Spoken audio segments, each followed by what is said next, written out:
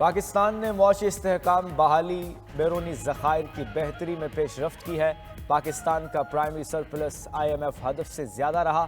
عالمی rating agency Fitch نے پاکستان کی معاشی صورتحال پر رپورٹ جاری کر دی۔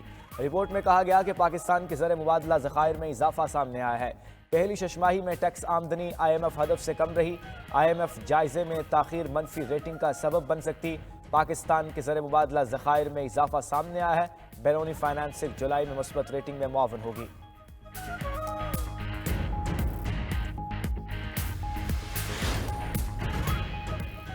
مذہب کو تقسیم کرنے کے بجائے متحد کرنے کے لیے استعمال کیا جانا چاہیے۔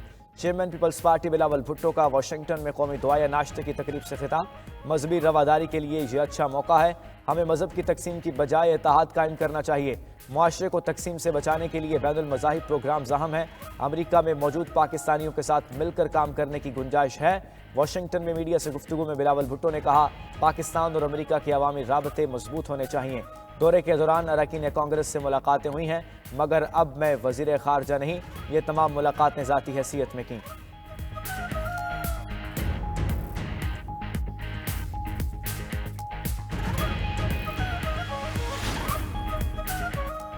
آفیشل سیکرٹ ایکٹ میں آرمی ایکٹ میں ترامیم کے خلاف درخواست۔ بانی PTI کی درخواست پر عائد اعتراضات کا عدم قرار۔ سپریم کورٹ کے رجسٹرار آفس کو آئینی درخواست کو باضابطہ نمبر الاٹ کرنے کی ہدایت۔ عدالت نے درخواست کے قابل سماعت ہونے پر دلائل طلب کر لیے۔ سپریم کورٹ کی جانب سے استفسار کیا گیا کہ بتایا جائے ترامیم کے خلاف پہلے ہائی کورٹ سے رجوع کیوں نہیں کیا گیا۔ وکیل بانی PTI نے جواب دیا کہ آفیشل سیکرٹ ایکٹ اور آرمی ایکٹ ترامیم سے شہریوں کے حقوق متاثر ہو رہے ہیں۔ جسٹس محمد علی مظہر نے کہا، سپریم کورٹ آرٹیکل 184(3) میں قوانین کے خلاف درخواستیں مرضی سے ہی سنتی رہی ہے۔ براہ راست درخواستیں سنتے رہے تو آرٹیکل 199 غیر مؤثر ہو جائے گا۔ سپریم کورٹ کے آئینی بینچ نے سماعت غیر معینہ مدت تک ملتوی کر دی۔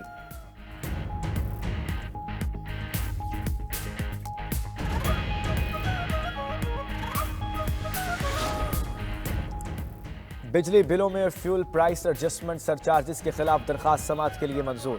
سپریم کورٹ نے جماعت اسلامی کی درخواست پر رجسٹرار آفس کے اعتراضات ختم کر دیے۔ جماعت اسلامی کی درخواست کو IBP's کیس کے ساتھ سننے کا فیصلہ۔ جسٹس جمال مندخیل نے ریمارکس دیے کہ بجلی کے بلوں میں وصول ٹیکسز خزانے میں جاتے ہیں۔ جسٹس حسن رضوی نے ریمارکس دیے کہ بجلی کی قیمتوں پر نیپرا میں بھی سماعت ہوتی ہے۔ جماعت اسلامی نے کبھی نیپرا سماعت کے دوران اعتراض اٹھایا۔ لائن لاسز کی بڑی وجہ بجلی کی چوری ہے۔ کیا جماعت اسلامی نے کبھی بجلی چوری کے خلاف مہم چلائی؟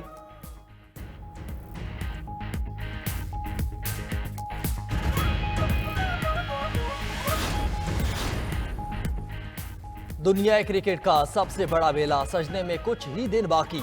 پاکستان 8 بڑی ممالک کی ٹیموں کا ہوگا میزبان۔ شاہین دوسری بار ایونٹ کریں گے اپنے نام۔ بابر اعظم، فخر زمان اور محمد رضوان کا کڑا امتحان۔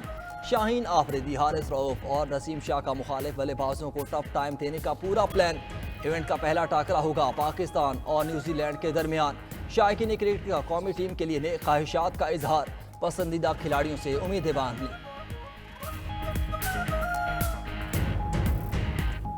پاکستان میں اتنا بڑا event after so many years جو ہونے جا رہا ہے، اور سب سے بڑی بات جو ہے کہ امیج بلڈنگ آف پاکستان جو ہے وہ اس سے پوری دنیا میں اجاگر ہوگا۔ میں سمجھتا ہوں کہ یہ بہت ہی خوش آئند، اور میں اس کو ایز اے بزنس مین اگر دیکھوں تو یہ بزنس کمیونٹی کے لیے بہت اچھا سائن ہے، کیونکہ آپ کو فارن انویسٹمنٹ چاہیے، آپ کو اپنی ایکسپورٹ بڑھانی ہے، تو اس کے لیے ہیلدی انوائرمنٹ ہونا ملک میں بہت ضروری ہے۔ آفیشل سیکرٹ ایکٹ اور آرمی ایکٹ میں ترامیم کے خلاف درخواست۔ بانی PTI کی درخواست پر عائد اعتراضات کا عدم قرار۔ سپریم کورٹ کے رجسٹرار آفس کو آئینی درخواست کو باضابطہ نمبر الاٹ کرنے کی ہدایت۔ عدالت نے درخواست کے قابل سماعت ہونے پر دلائل طلب کر لیے۔ سپریم کورٹ کی جانب سے استفسار کیا گیا کہ بتایا جائے ترامیم کے خلاف پہلے ہائی کورٹ سے رجوع کیوں نہیں کیا گیا۔ وکیل بانی PTI نے جواب دیا کہ آفیشل سیکرٹ ایکٹ اور آرمی ایکٹ ترامیم سے شہریوں کے حقوق متاثر ہو رہے ہیں۔ جسٹس محمد علی مظہر نے کہا کہ سپریم کورٹ آرٹیکل 184(3) میں قوانین کے خلاف درخواستیں مرضی سے ہی سنتی رہی ہے۔ براہ راست درخواستیں سنتے رہے تو آرٹیکل 199 غیر مؤثر ہو جائے گا۔ سپریم کورٹ کے آئینی بینچ نے سماعت غیر معینہ مدت تک ملتوی کر دی۔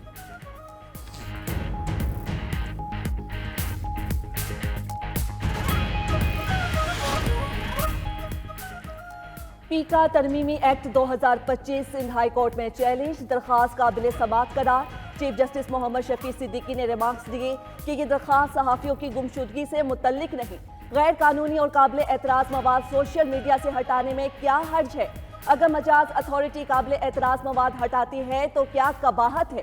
اگر کوئی ادارہ ملکی قوانین کی پابندی کراتا ہے تو اس میں ہمیں کوئی برائی نظر نہیں آتی۔ Chief justice Sindh high court نے درخواست گزار کے وکیل کو مخاطب کرتے ہوئے کہا، ہم آپ کے دلائل سے متاثر نہیں ہوئے۔ عدالت نے درخواست قابل سماعت ہونے پر پیر تک مزید دلائل طلب کر لیے۔ تحریک انصاف کو کل لاہور میں جلسہ کرنے کی اجازت نہ ملی۔ جلسے کی اجازت نہ ملنے پر پی ٹی آئی کی نئی حکمت عملی تیار۔ شمالی پنجاب کے 10 اضلاع سے کارکنوں کی بڑی تعداد میں ثوابی جلسے میں شرکت کریں گے۔ چیف آرگنائزر پنجاب عالیہ حمزہ ملک کے مطابق پنجاب کے باقی تمام ریجن وسطی، مغربی اور جنوبی اپنے اپنے اضلاع میں پی پی اور این لیول پر پرامن احتجاج کا اہتمام کریں گے۔ حکومت نے اپنے خوف کی بدولت ایک جلسہ روک کر پورے پنجاب کو جلسہ گاہ میں تبدیل کر دیا۔ پی ٹی آئی رہنما سلمان اکرم راجہ کہتے ہیں کل ثوابی جلسے میں پورے ملک سے عوام شرکت کریں گے۔ امید ہے مولانا فضل الرحمان عوام کی حمایت کریں گے۔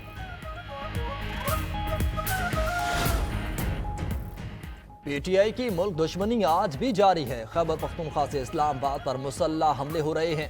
ملک کی 77 سال کی تاریخ میں ایسی بدترین مثال نہیں ملتی۔ وزیر دفاع خواجہ آصف کا کہنا ہے کہ پی ٹی آئی سے پہلے سیاسی جماعتوں اور لیڈران نے جیسی بھی سیاست کی لیکن حدوں کا تعین رہا۔ کسی نے 9 مئی برپا کرنے کا سوچا بھی نہیں۔ مولانا فضل الرحمان سنجیدہ سیاستدان ہیں، ان کی باتوں میں نہیں آئیں گے۔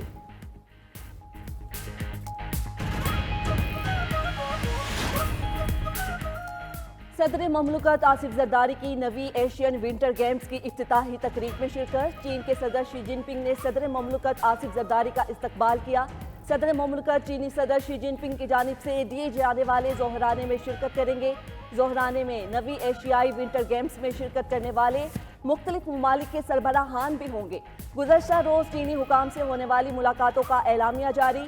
چین کا پاکستان کے استحکام اور ترقی کے لیے مکمل حمایت کا اعادہ۔ پاک چین تعلقات کو نقصان پہنچانے کی ہر کوشش ناکام ہوگی۔ دونوں ممالک کا دہشت گردی کے خلاف زیرو ٹالرنس پالیسی پر اتفاق۔ اعلامیے میں گوادر بندرگاہ آپریشن کو مربوط بنانے اور ML1 منصوبے پر عمل درآمد کے لیے کوششیں تیز کرنے پر زور دیا گیا۔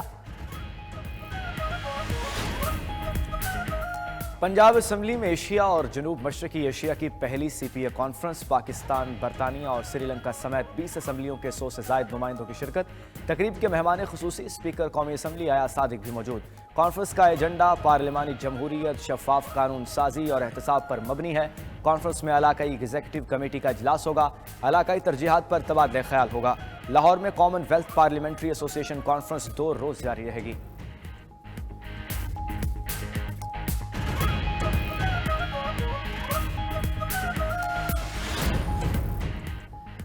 حیدرآباد میں وکلاء اور پولیس کے درمیان تنازع، کراچی بار کی ہڑتال، آج تمام عدالتی کارروائیوں سے بائیکاٹ کا اعلان۔ قومی شاہراہ حیدرآباد بائی پاس پر وکلاء کا دھرنا کل 1 بجے سے جاری۔ گاڑیوں کی قطاریں لگ گئیں، شہریوں کو مشکلات۔ تنوالہ یار میں بھی وکلاء سراپے احتجاج، تھر پار کر جانے والی ٹریفک معطل۔ مظاہرین کا SSP کے تبادلے کا مطالبہ۔ سندھ پولیس کا وکلاء کو جوڈیشل انکوائری کی پیشکش۔ صدر ہائی کورٹ بار نے جوڈیشل انکوائری کو بھی SSP کے استعفے سے مشروط کر دیا۔